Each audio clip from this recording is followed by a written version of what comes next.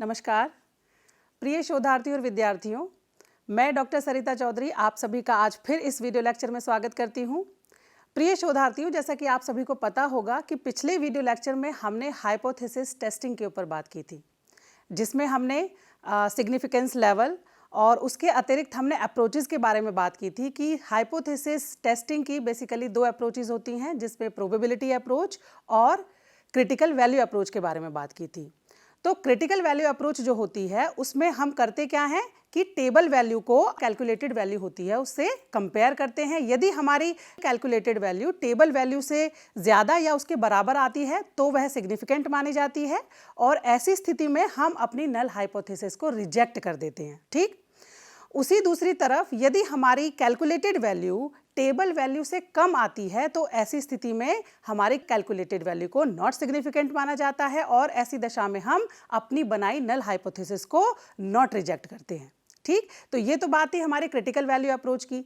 दूसरी जो अप्रोच है वो थी प्रोबेबिलिटी अप्रोच। एक बार हम रिकॉल कर रहे हैं इसको। प्रोबेबिलिटी अप्रोच जस्ट इसके उल्टी होती है। वहां पर हम प्रोबेबिलिटी वैल्यू जो हमारी पी वैल्यू होती है उसको हम अल्फा लेवल से कंपेयर करते हैं। यदि वह वैल्यू अल्फा लेवल से कम आती है तो वहां पर वैल्यू को सिग्निफिकेंट माना जाता है और ऐसी दशा में H0 को यानी कि नल हाइपोथेसिस को रिजेक्ट किया जाता है। दूसरी तरफ यदि हमारी P वैल्यू अल्फा लेवल से अल्फा लेवल ऑफ सिग्निफिकेंस से ज़्यादा आती है तो ऐसी स्थिति में उस वैल्यू को सिग्निफिकेंट नहीं माना जाता और हम अपनी नल हाइपोथेसिस को रिजेक्ट नहीं करते। तो आज हम बात करेंगे हाइपोथेसिस टेस्टिंग से जुड़े हुए एक बहुत ही महत्वपूर्ण कंसेप्ट के बारे में, जिसका नाम है type 1 and type 2 error. Okay, इसको लिख लेते हैं, टाइप 1 एंड टाइप 2 एरर। देखिए बेसिकली क्या होता है, जब हम नल हाइपोथेसिस की टेस्टिंग करते हैं तो वहाँ पर रिसर्चर के सामने 4 सिचुएशंस क्रिएट हो जाती हैं जिनकी वजह से वह टाइप 1 और टाइप 2 एरर कर बैठता है। अब ये 4 सिचुएशंस क्या हो सकती हैं? देखिए, नल हाइपोथेसिस की टेस्टिंग के दौरान रिसर्चर के सामने बेसिकली 4 सिचुएशंस क्रिएट हो सकती हैं। जब वह नल हाइपोथेसिस बनाता है तो नल हाइपोथेसिस की टेस्टिंग के दौरान वह अपने स्टैटिस्टिकल एविडेंसेस के माध्यम से कुछ डिसीजन पर पहुंचता है। उस डिसीजन के द्वारा वह या तो अपनी नल हाइपोथेसिस को रिजेक्ट करता है या नॉट रिजेक्ट करता है। अब बात ये आती है कि या तो वो रिजेक्ट कर सकता है या नॉट रिजेक्ट करता है, कोई प्रॉब्लम नहीं है इसमें। लेकिन बात यहाँ पर ये इंपॉर्टेंट आती है कि यदि नल हाइपोथेसिस ट्रू होती है, यदि नल हाइपोथेसिस सत्य होती है लेकिन रिसर्चर स्टैटिस्टिकल एविडेंसेस के परिणाम स्वरूप अपनी उस ट्रू नल हाइपोथेसिस को रिजेक्ट कर देता है, तब वह कहलाती है टाइप 1 एरर। और इसके उलट जब रिसर्चर अपनी नल हाइपोथेसिस जो कि फॉल्स है, इसमें ये एक दूसरे के विपरीत है, जब नल हाइपोथेसिस आपकी फॉल्स है और उस दशा में आप अपनी नल हाइपोथेसिस को रिजेक्ट नहीं करते हैं, तब वहां पर रिसर्चर टाइप 2 एरर कमिट करता है। इसको हम इस डायग्राम से समझ सकते हैं कि बेसिकली है क्या, 2 सिचुएशंस है, बेसिकली 2 हमारे क्राइटेरिया हैं। कौन कौन से क्राइटेरिया है? एक क्राइटेरिया ये होता है कि एक्चुअल सिचुएशन क्या है और दूसरा है कि रिसर्चर का डिसीजन क्या है।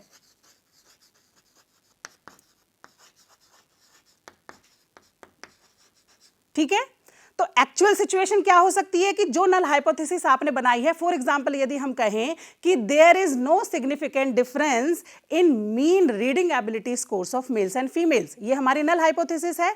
अब इस नल हाइपोथेसिस के संदर्भ में 2 सिचुएशन हो सकती हैं, या तो वह ट्रू होगी या वह फॉल्स होगी। एक्चुअली की बात कर रहे हैं कि एक्चुअल क्या होगी, तो यहां पे हम लिखेंगे कि या तो वह ट्रू होगी और या वह फॉल्स होगी। और रिसर्चर का डिसीजन जो हो सकता है वो 2 हो सकता है, या तो वो रिजेक्ट करेगा या वह अपनी नल हाइपोथेसिस को नॉट रिजेक्ट करेगा। तो यहां पे हम लिखेंगे रिजेक्ट या not reject.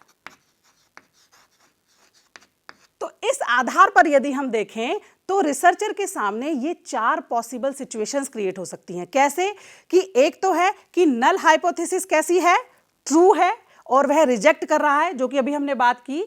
Null hypothesis is true but researcher is rejecting the null hypothesis. तो इसका मतलब क्या है, यहां पर जो रिसर्चर गलती कर रहा है, जो एरर क्रिएट हो रही है, उसे हम कहते हैं टाइप 1 एरर।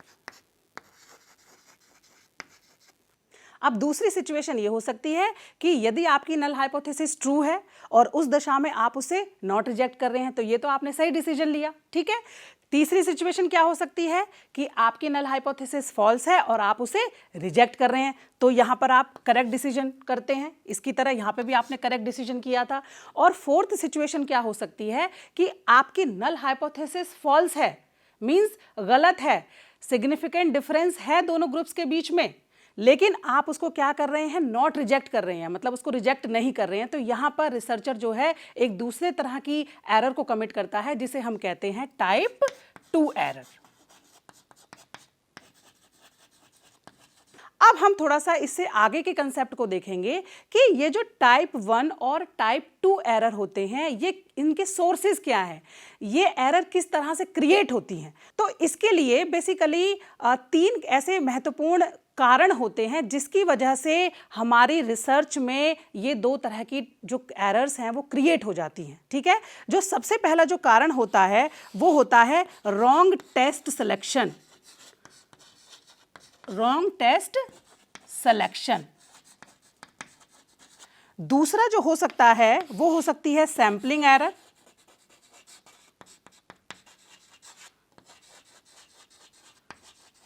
और तीसरा जो हो सकता है वो हो सकता है चेंज ऑफ सिग्निफिकेंस लेवल। इसकी अभी हम बात करेंगे डिटेल में,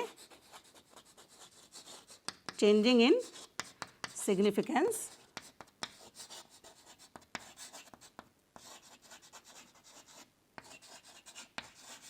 ठीक है, अब एक एक करके बात करेंगे। पहले जो हम बात कर रहे हैं वो बात कर रहे हैं रॉन्ग टेस्ट सिलेक्शन। यहां पे हम टेस्ट सिलेक्शन का मतलब क्या है कि बेसिकली ये हमने पिछले वीडियो लेक्चर में बात की थी कि जब हम डायरेक्शनल हाइपोथेसिस बनाते हैं तब हम कौन से टेस्ट का यूज करते हैं, तब हम यूज करते हैं वन टेल टेस्ट का, और जब हम नॉन डायरेक्शनल या नल हाइपोथेसिस बनाते हैं तब हम यूज करते हैं टू टेल टेस्ट का, ठीक है। अब ये किस तरह से, ये जो हम बता रहे हैं कि टू टेल्ड और जो वन टेल टेस्ट है ये किस तरह से हाइपोथेसिस टेस्टिंग को प्रभावित करता है और किस तरह से ये जो एरर्स है उनको क्रिएट करता है, इसको समझने के लिए हमें नॉर्मल प्रोबेबिलिटी कर्व पर जाना पड़ेगा, ठीक है। तो देखिए कि यहाँ पर एक हम कर्व बनाते हैं। नॉर्मल प्रोबेबिलिटी कर्व से आप लोग सब परिचित होंगे। नॉर्मल प्रोबेबिलिटी कर्व जो है वो पॉपुलेशन की नॉर्मेलिटी को प्रदर्शित करता है। यहाँ पर ये जो बीच में ये जो लाइन आप देख रहे हैं, यहाँ पर जो मीन, मीडियन और मोड जो होते हैं वो 0 होते हैं। इधर से यदि आप लेफ्ट साइड में जाते हैं तो जो सिग्मा वैल्यूज होती हैं -1, -2, -3 इस तरह से जाती हैं, और यदि प्लस डायरेक्शन की तरफ जाते हैं तो यहाँ पर +1 सिग्मा, +2 सिग्मा, +3 सिग्मा, इस तरह से जो वैल्यूज हैं वो सिग्मा वैल्यूज इंक्रीज होती हैं। और नॉर्मल प्रोबेबिलिटी कर्व में हम ये मानकर चलते हैं कि जो मैक्सिमम जो हमारे केसेस होते हैं, पॉपुलेशन के जो मैक्सिमम केसेस होते हैं वो इस कर्व के बीच में यानी कि सेंटर में रहते हैं, और जो एक्सट्रीम केसेस होते हैं, है ना, वो कहाँ होते हैं, इसकी टेल्स पर उपस्थित होते हैं। ऐसा होता है ना कि हम ये मानकर चलते हैं कि यदि क्लास में आपके 50 बच्चे हैं तो बहुत कम ऐसे बच्चे होंगे जिनकी IQ बहुत हायर होगी, ठीक है, अबव एवरेज और जीनियस वाली होगी, और बहुत कम ऐसे होंगे जो बिल्कुल डल होंगे या बहुत ही कम IQ वाले होंगे। लेकिन मैक्सिमम जो बच्चे होंगे वो कैसे होंगे, वो एवरेज IQ वाले होंगे, वो यहां से ये जो बीच वाला पोर्शन है यहां पर लाई करेंगे, ठीक है। तो इसके आधार पर हम इस कंसेप्ट को समझेंगे कि कैसे टाइप 1 और type 2 error type of test पे डिपेंड कर जाती है। टाइप ऑफ टेस्ट का अर्थ यह है कि यदि आपने गलत टेस्ट का सिलेक्शन कर लिया है तो वहां पर आप टाइप 1 या टाइप 2 एरर के शिकार हो जाते हैं। तो इस बात को समझने के लिए कि भाई टाइप 1 या टाइप 2 एरर, कौन सी एरर क्रिएट हो रही है और कैसे क्रिएट हो रही है, सबसे पहले हमें यह समझना पड़ेगा कि हमने अपनी रिसर्च में कौन सी हाइपोथेसिस बनाई है। तो हाइपोथेसिस बनाने का मतलब यह है कि यदि आपने अपनी रिसर्च में नल हाइपोथेसिस बनाई है तब आप कौन से टेस्ट का यूज करेंगे, तब आप यूज करेंगे टू टेल टेस्ट का। और साथ ही साथ यदि आपने अपनी रिसर्च में नॉन डायरेक्शनल हाइपोथेसिस बनाई है, ठीक है, प्लस नॉन डायरेक्शनल, H1 है, ये रिसर्च हाइपोथेसिस है, लेकिन ये कैसी है, नॉन डायरेक्शनल हाइपोथेसिस यदि बनाई है तो उस दशा में भी आप कौन से टेस्ट का यूज करते हैं, टू टेल टेस्ट का। भी हम बात करेंगे इसका अर्थ क्या है। दूसरी जो बात है वो ये है कि यदि आपने अपनी रिसर्च में डायरेक्शनल हाइपोथेसिस बनाई है, इसमें दोनों में कंफ्यूज नहीं होना है, यहां पर ये कैसी है, हमारी नॉन डायरेक्शनल है, और ये कैसी है, हमारी डायरेक्शनल हाइपोथेसिस है।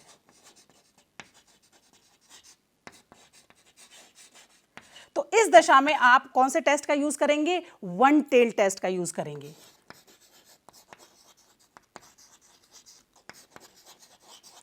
अब इसका मतलब क्या है, इसका मतलब यह है कि जब आप नल हाइपोथेसिस बनाते हैं या फिर नॉन डायरेक्शनल हाइपोथेसिस बनाते हैं, तो उसका अर्थ ये, भाई हाइपोथेसिस किसके लिए बन रही है, पॉपुलेशन पर जनरलाइज करने के लिए हम बना रहे हैं। यदि हम इसको एनपीसी पर प्लॉट करें और देखें टेस्ट करने के हिसाब से, तो इसका अर्थ है कि नल हाइपोथेसिस का जो रिजेक्शन है वो दोनों टेल्स की तरफ हो सकता है। मतलब क्या है कि क्योंकि नल हाइपोथेसिस में आप क्या कह रहे हो, there is no significant difference in mean reading ability scores of males and females. तो इसका अर्थ क्या है कि यदि नहीं आया डिफरेंस तो अच्छी बात है, और यदि आता भी है तो ये तो पता चलेगा कि मेल्स में आया है या फीमेल्स में आया है, कि तो दोनों टेल्स जो होती हैं वो उसकी खुली हुई होती हैं, डिफरेंस कहीं पे भी वो आ सकता है। ठीक है, तो नल हाइपोथेसिस के केस में हम क्या करते हैं, टू टेल टेस्ट का यूज ऐसे करते हैं।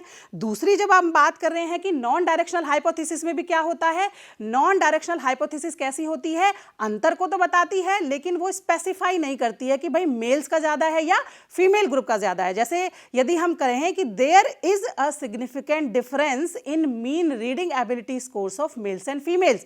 अब यहां पर हम ये बता रहे हैं कि मेल्स ग्रुप में और फीमेल ग्रुप में अंतर तो है, लेकिन कौन सा ज्यादा है, कौन सा ग्रेटर है, कौन सा सुपीरियर है, कौन सा इंफीरियर है, उसे हम नहीं बता पा रहे हैं। तो ऐसी स्थिति में भी कौन सा यूज होता है, टू टेल टेस्ट का यूज किया जाता है। वहीं दूसरी तरफ यदि आपने अपने रिसर्च में डायरेक्शनल हाइपोथेसिस बनाई है तो उस केस में आप वन टेल टेस्ट का यूज करते हैं। क्यों करते हैं, क्योंकि जैसे यदि आपने डायरेक्शनल हाइपोथेसिस बनाई है तो क्या बनाई है, आप ये बताते हैं the mean reading ability scores of males are greater than females. यहां पर आपने एक दिशा दे दी कि भाई फीमेल्स के या मेल्स के जो स्कोर्स हैं वो उसके काउंटर पार्ट से ज्यादा है। तो यहां पर जब हम बात करते हैं, जो आपका जो दूसरा, यदि हम एक दूसरा एनपीसी बनाकर देखें तो यहां पर जब हम यूज करते हैं तो उसे हम कहते हैं कि हमने वन टेल टेस्ट का यूज किया।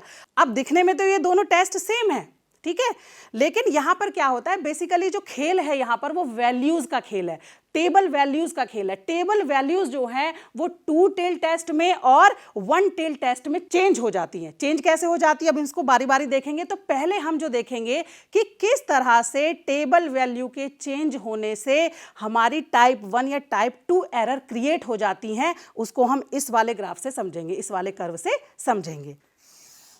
ये है हमारा एनपीसी, यहां मीन।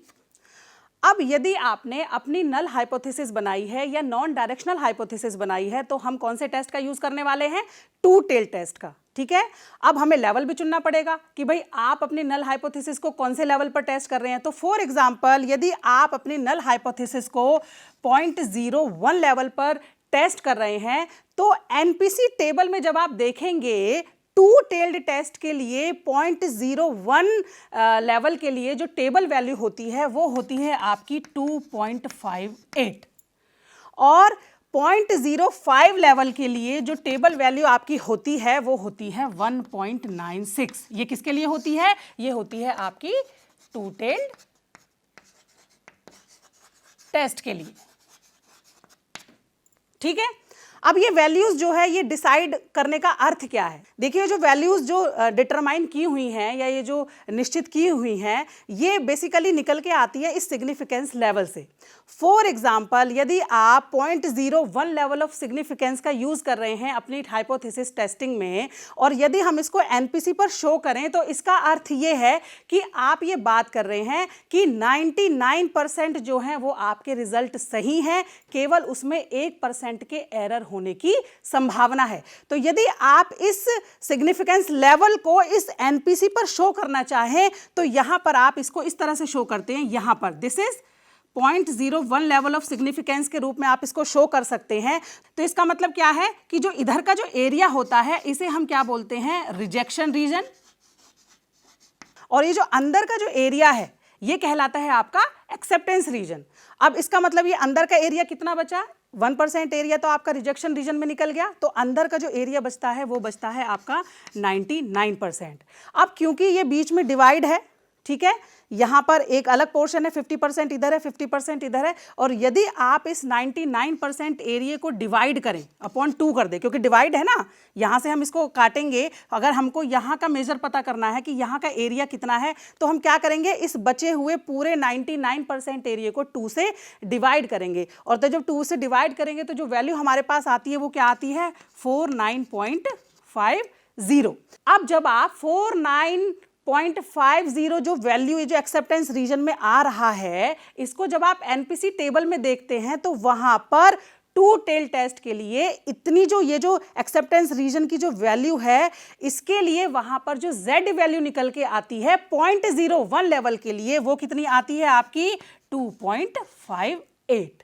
ठीक, इस तरह से ये जो वैल्यूज होती हैं ये डिसाइड होती हैं। अगर हम इसको 0.05 लेवल पर देखना चाहे तो 0.05 लेवल का मतलब क्या है कि तो ये जो है, ये हमारा जो पॉइंट है ये इधर को शिफ्ट हो जाएगा। मतलब मान लीजिएगा आपने यहाँ पे 0.05 लेवल लिया, तो यहाँ पर जब आप एनपीसी टेबल में देखते हैं तो यहाँ पर 0.05 सिग्निफिकेंस लेवल पर टू टेल्ड टेस्ट के लिए जो वैल्यू आती है वो आती है आपकी 1.96। ठीक है, एक यहाँ पर इंपॉर्टेंट बात ये थी कि जब हम ये कह रहे हैं कि हम अपनी नल हाइपोथेसिस के लिए टू टेल टेस्ट का यूज कर रहे हैं, तो इसका मतलब क्या है कि जो आपकी वैल्यू 1% रिजेक्शन एरिया के लिए दी गई है, उसे आपको दोनों तरफ डिवाइड करना है। दोनों तरफ डिवाइड करने का मतलब क्या है कि क्योंकि आप नल हाइपोथेसिस को दोनों टेल्स पर टेस्ट कर रहे हैं, इधर भी आ सकता है डिफरेंस या इधर भी आ सकता है, मेल्स भी ज्यादा हो सकते हैं या फीमेल्स भी ग्रेटर हो सकते हैं। तो यहां पर आप क्या करते हैं कि जो 1% होता है वो आपका 0.5 इधर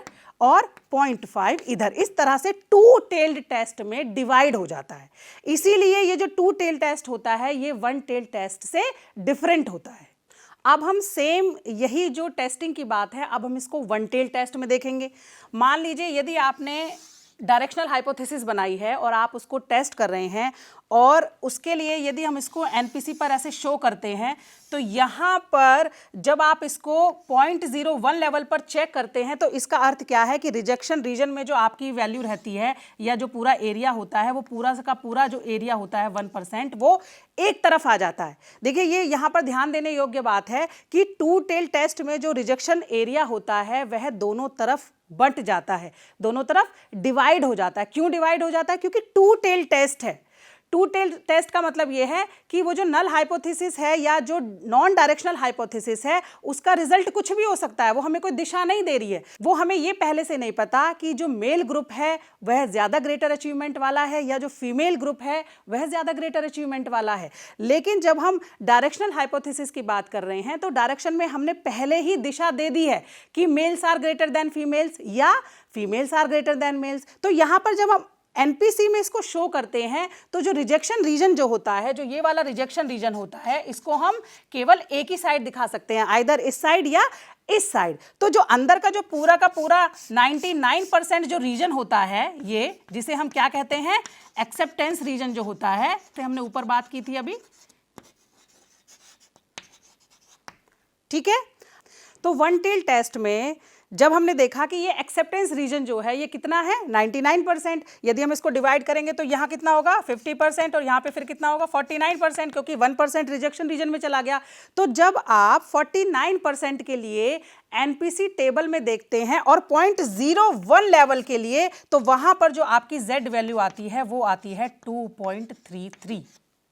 ठीक है, तो अब जब हम बात कर रहे थे टाइप 1 और टाइप 2 एरर की, अब ये देखिए कि यदि हमने नल हाइपोथेसिस की जगह डायरेक्शनल हाइपोथेसिस बनाई या नॉन डायरेक्शनल हाइपोथेसिस की जगह डायरेक्शनल हाइपोथेसिस बनाई, तो किस प्रकार से हम टाइप 1 एरर कमिट करते हैं। तो वो देखिए होता क्या है कि जब आप टू टेल टेस्ट यूज करते हैं, तो टू टेल टेस्ट में जो 0.01 लेवल के लिए जो वैल्यू होती है वो कितनी होती है, 2.58, और वहीं वन टेल टेस्ट में 0.01 लेवल, मतलब लेवल सेम है, लेवल में हमने कोई चेंज नहीं किया, वहां पर जो Z वैल्यू होती है वो कितनी होती है, 2.33। तो अब आप यहां पर देख सकते हैं कि दोनों में से वैल्यू कौन सी कम है, 2.58 या 2.33? दोनों में हमारी ये वैल्यू कम है। तो इसका मतलब ये है कि ये जो 2.33 वैल्यू है ये कहीं ना कहीं 2.58 वैल्यू से पहले आ रही है, ठीक है ना।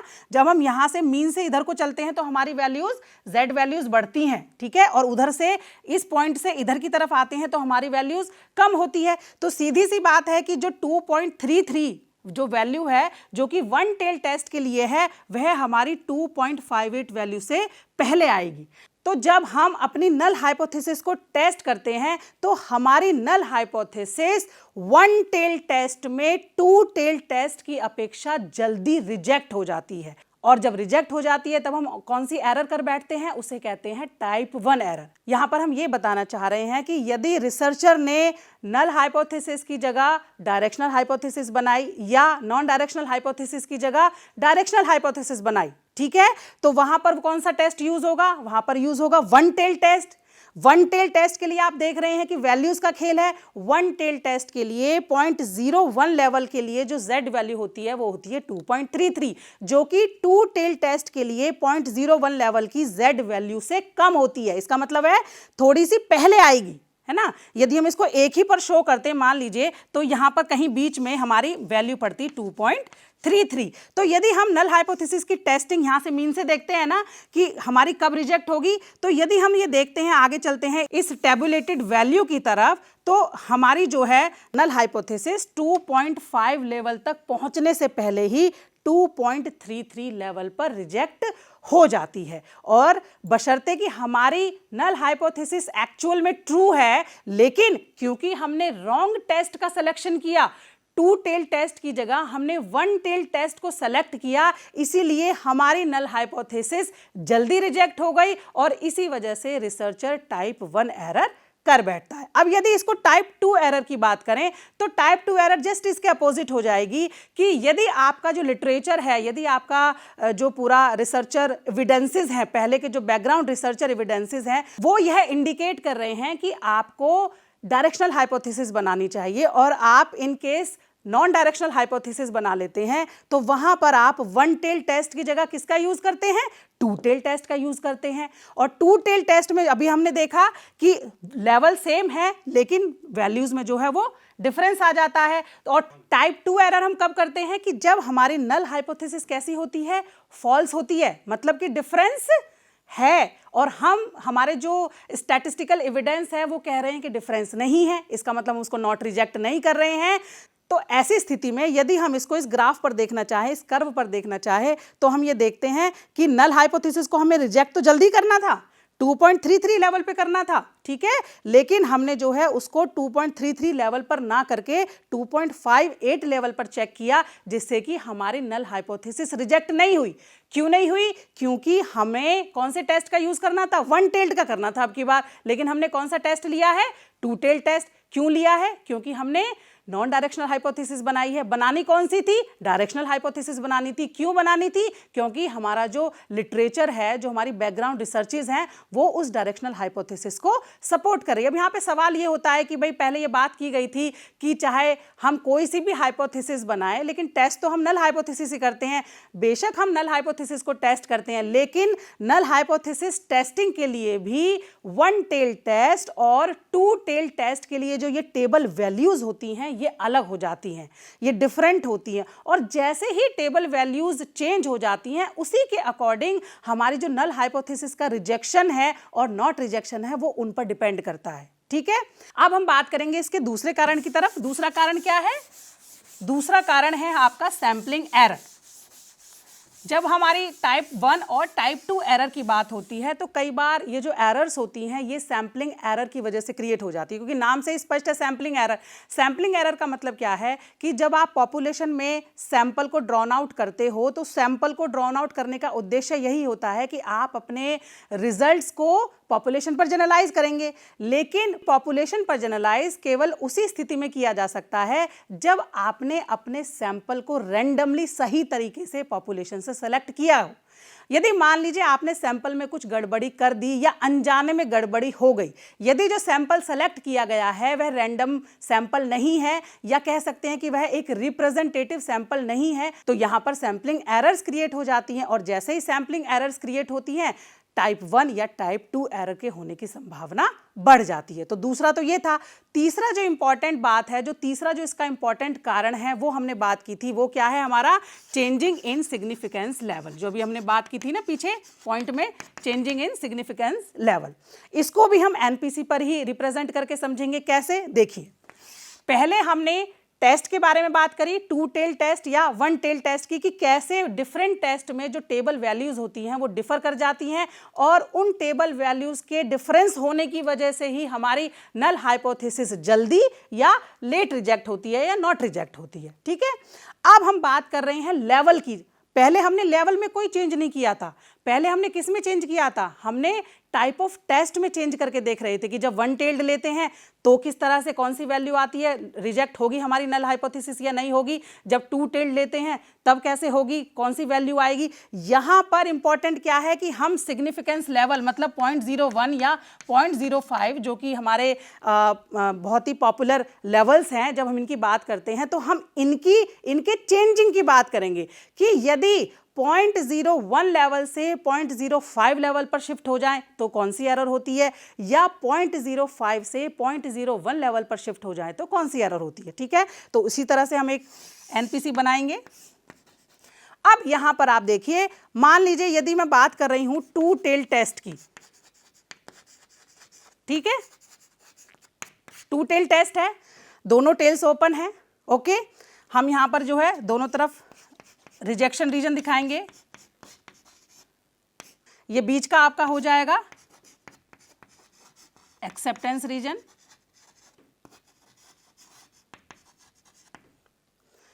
तो यदि मान लीजिए आप 2 टेल टेस्ट में अपनी नल हाइपोथेसिस को 0.01 लेवल पर यदि आप चेक कर रहे हैं, इस लेवल पर चेक कर रहे हैं, टेस्ट कर रहे हैं, तब क्या स्थिति होगी। और यदि ये जो लेवल है 0.01 से 0.05 पर शिफ्ट कर दिया जाए तो क्या संभावना होती है। 0.01 सिग्निफिकेंस लेवल पर आपकी टेबल वैल्यू क्या होती है 2.58 और वही वैल्यू 0.05 पर होती है 1.96। बिल्कुल सीधा सीधा आपको दिख रहा है कि जब आप यहाँ मीन से आगे की तरफ बढ़ेंगे, अपनी कैलकुलेटेड वैल्यू को इन दोनों वैल्यूज के साथ कंपेयर करेंगे तो आप ये देख सकते हैं कि आपकी कैलकुलेटेड वैल्यू 0.01 लेवल से पहले 0.05 लेवल पर जल्दी रिजेक्ट हो जाती है ना, क्योंकि हमको दिख रहा है। फिर वही बात कि हम 2 टेल टेस्ट की बात कर रहे हैं, यहां पर टेस्ट को चेंज नहीं कर रहे हैं। ठीक है, हमने हाइपोथेसिस नल बनाई है या नॉन डायरेक्शनल बनाई है तो हम 2 टेल टेस्ट को यूज कर रहे हैं, लेकिन कभी कभी रिसर्चर जाने या अनजाने में क्या करता है, ये जो सिग्निफिकेंस लेवल है उसको चेंज कर देता है। ठीक है, और जैसे ही सिग्निफिकेंस लेवल चेंज होता है हाइपोथेसिस के रिजेक्शन या नॉट रिजेक्शन पर सीधा प्रभाव पड़ता है।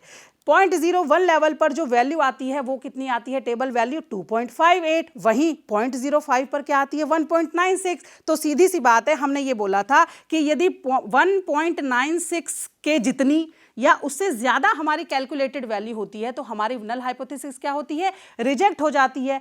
इन केस यदि रिसर्चर चाहता है कि वह अपनी नल हाइपोथेसिस को रिजेक्ट करना चाहता है, बशर्ते कि उसकी जो नल हाइपोथेसिस है वो कैसी है, ट्रू है, तो इस स्थिति में वह क्या करता है, वह अपने सिग्निफिकेंस लेवल को कम कर देता है ना। कैसे कम करेगा, वो 0.01 से कहां चला जाता है 0.05 तक। देखिए सिग्निफिकेंस लेवल हमने कम किया है, तो सिग्निफिकेंस लेवल कम करने का मतलब क्या है कि यहां पर हमारी वैल्यू क्या है 2.58 और यहां पर हमारी वैल्यू क्या है 1.96। ठीक है, यदि मान लीजिए मेरी कैलकुलेटेड वैल्यू जो आई है वो आई है 2.28। ठीक है, तो 2.28 जो है वो 2.58 से कैसी है, कम है, दिख रहा है हमको। तो यहां पर क्योंकि ये वैल्यू जो है 2.58 से कम है तो यहां पर जो हमारी H0 है वो क्या है, सिग्निफिकेंट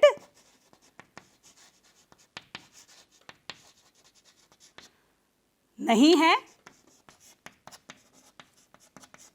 और हम अपनी नल हाइपोथेसिस को रिजेक्ट नहीं करते। ठीक है, लेकिन यदि आपने अपने लेवल को 0.01 से 0.05 तक ले आए, मतलब कम कर दिया है ना, कम करने का मतलब क्या है कि 99% से आप किस पर देख रहे हैं, आप 95% पर देख रहे हैं, तो यहां पर जो टेबल वैल्यू होती है वो क्या होती है, 1.96। अब यदि आपकी जो ये कैलकुलेटेड वैल्यू आई थी, यदि आप इससे इसको कंपेयर करते हैं तो 1.96 से क्या है, ये ज्यादा है। तो जैसे ही ज्यादा हुई तो इसका मतलब क्या है, ये वैल्यू कैसी हो गई, सिग्निफिकेंट हो गई। और जैसे ही ये वैल्यू सिग्निफिकेंट होती है, आप अपनी नल हाइपोथेसिस को रिजेक्ट कर देते हैं। तो कहने का अर्थ ये हुआ कि नल हाइपोथेसिस आपकी एक्चुअल में ट्रू थी, लेकिन क्योंकि आपने सिग्निफिकेंस लेवल को नीचे कर दिया, कम कर दिया, तो ऐसी स्थिति में आप अपनी नल हाइपोथेसिस को रिजेक्ट कर देते हैं। तो यहां पर आप कौन सी एरर कमिट करते हैं, टाइप 1 एरर। अब यदि टाइप 2 एरर के संदर्भ में देखें तो क्या होगा, वो बिल्कुल इससे उल्टा है। यदि आप अपने सिग्निफिकेंस लेवल को 0.05 से बढ़ाकर 0.01 कर देते हैं, तो ऐसी स्थिति में रिसर्चर टाइप 2 एरर कर बैठता है। कैसे, यहां पर देखिए बिल्कुल सीधा सीधा है, 0.05 पर क्या है, जो आपका टेबल वैल्यू है वो है 1.96 और 0.01 पर क्या है, 2.58। यहां पर जो है रिजेक्शन जल्दी हो रहा है और यहां पर रिजेक्शन लेट हो रहा है।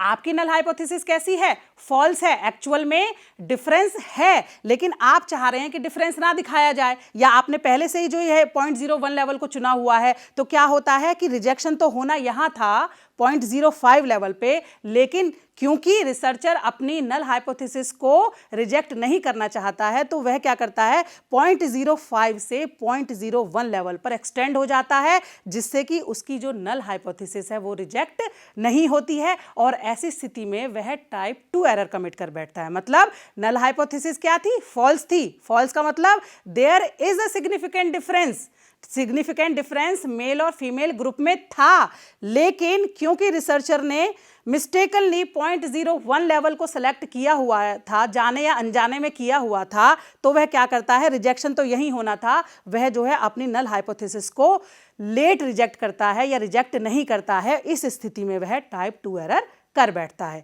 तो इस तरह से हमने ये देखा कि हाइपोथेसिस टेस्टिंग के दौरान जो टाइप 1 और टाइप 2 एरर होते हैं, उनके बेसिकली ये 3 कारण होते हैं। पहला कौन सा है, पहला है टाइप ऑफ टेस्ट। यदि हमने गलत यूज किया है, टाइप ऑफ टेस्ट सीधा सीधा किससे जुड़ा हुआ है, फॉर्मुलेशन ऑफ डायरेक्शनल और नॉन डायरेक्शनल और नल हाइपोथेसिस, कि हम अपनी हाइपोथेसिस कौन सी बना रहे हैं। इसमें भी हमें ये बात ध्यान रखनी है, चाहे आप डायरेक्शनल बनाए चाहे आप नॉन डायरेक्शनल बनाए, टेस्टिंग तो नल हाइपोथेसिस की ही होती है। लेकिन क्योंकि डायरेक्शनल हाइपोथेसिस और नॉन डायरेक्शनल हाइपोथेसिस के लिए जो टेबल वैल्यूज होती हैं वह चेंज हो जाती हैं, इसलिए वैल्यूज जब वेरी कर जाती हैं तो नल हाइपोथेसिस के रिजेक्शन और नॉट रिजेक्शन पर सीधा प्रभाव पड़ता है। दूसरा होता है सैंपलिंग एरर, यदि आपने सैंपल गलत तरीके से चुन लिया हो। तीसरा होता है हमारा सिग्निफिकेंस लेवल में छेड़छाड़ यदि हम करते हैं, यदि लेवल को कम कर दिया जाए या लेवल को बढ़ा दिया जाए तो हमारी नल हाइपोथेसिस जल्दी या लेट रिजेक्ट होती है। तो इस तरह से हमने देखा कि टाइप 1 और टाइप 2 एरर होने के क्या कारण होते हैं। कई बार ये प्रश्न पूछा जाता है कि इन दोनों एरर्स में से कौन सी ज्यादा खतरनाक होती है। तो ये जो प्रश्न है ये बहुत कॉन्टेक्चुअल है और बहुत ही एक रेलिवेंट प्रश्न है, और ये रेलिवेंसी उसकी रिसर्च से संबंधित होती है। कहने का अर्थ यहाँ पर यह है कि टाइप 1 एरर और टाइप 2 एरर दोनों ही अपने आप में एरर्स हैं। ऐसा तो है नहीं कि कोई प्रॉफिट है या दूसरा लॉस है। फॉर एग्जाम्पल ये है कि यदि कोई निर्दोष है उसे आप फांसी लगा रहे हैं तो वह भी गलत है, और यदि कोई अपराधी है उसे आप बरी कर रहे हैं तो वह भी गलत है।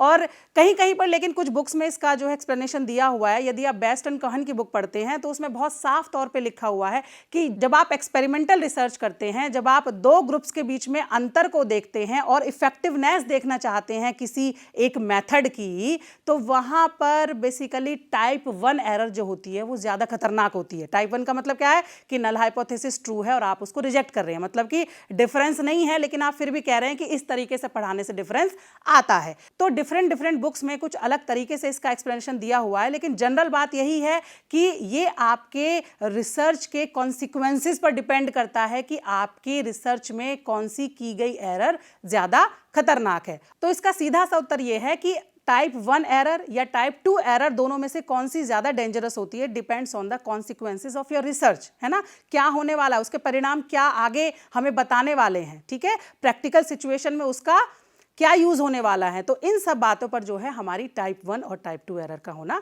डिपेंड करता है। आज के लिए बस इतना ही। अगले वीडियो लेक्चर में हम किसी और टॉपिक पर बात करेंगे। धन्यवाद।